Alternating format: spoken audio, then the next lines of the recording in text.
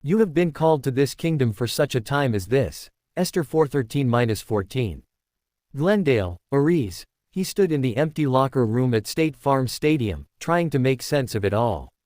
The loss, the end of a unique season. The sudden finality. But Boise State coach Spencer Danielson couldn't stop evangelizing.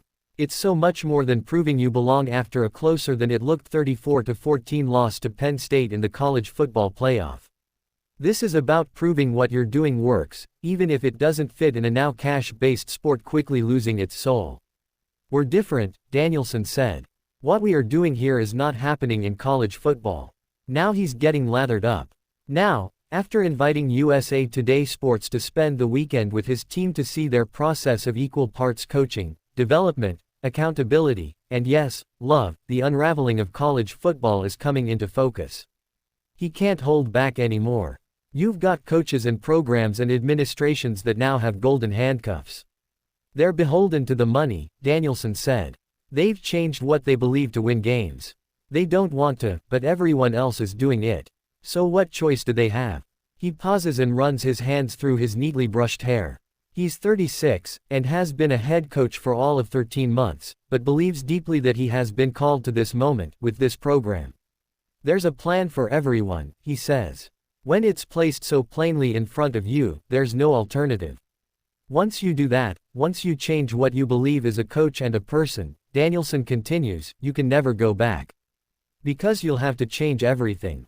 It would have had a much greater impact had Boise State not fallen apart in the fourth quarter after closing to a 3-point deficit. A much greater impact after SEC big spenders Alabama and South Carolina, whining for the last month about missing the CFP, were embarrassed in bowl games. As it is, it's hard to ignore what has happened in 13 short months since Danielson was first named interim coach and eventually head coach at Boise State.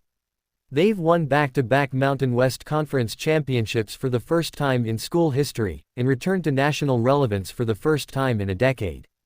They earned a top 4 seed in the college football playoff, and the first round bye that goes with it.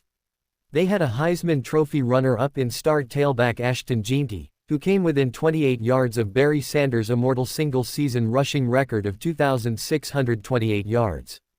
Jeanty, like Boise State, proved he deserved to be on the big stage, too, rushing for 104 tough yards on 30 carries against the number 6 rush defense in the nation.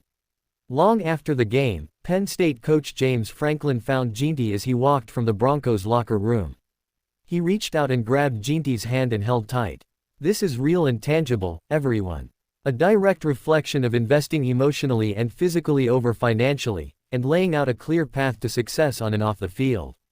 Or the exact opposite of the current model.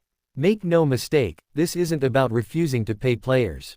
Boise State found a way to pay Jeanty what it could through its collective, but only after Jeanty turned down a $1 million plus deal from multiple Power 4 conference schools. He told USA Today Sports in October that he left a lot of money on the table because he was invested in Boise State, and they were invested in developing me, the player and the person. There's no disconnect here. Danielson, like about every other coach, believes players deserve their fair share. It's just that money and free player movement has dismantled the long-standing ideal of developing players and young men. The idea of earning has been replaced by giving. And while some programs are flourishing, more and more are struggling because they've gotten away from what made them unique in the first place.